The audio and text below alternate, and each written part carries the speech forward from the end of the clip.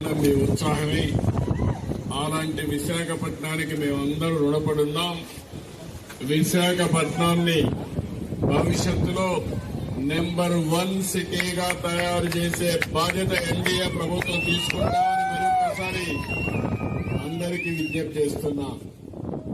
ఈరోజు మీరు చూస్తే ఒక నూతనమైనటువంటి కార్యక్రమానికి శ్రీకారం చుట్టాం.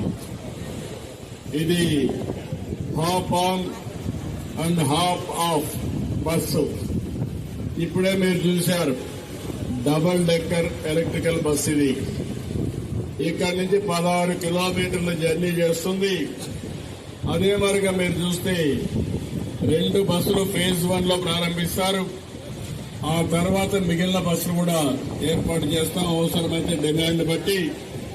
ఇది ఆర్కే బీచ్ నుంచి మీరు ఈ దారిలో పోతూ తోట్లకొండ, ఇంకొక పక్కన అనేకమైనటువంటి ప్లేస్, ఆర్కే బీచ్ కానీ, TU-142 కానీ, సబ్మెరైన్, సి హారియర్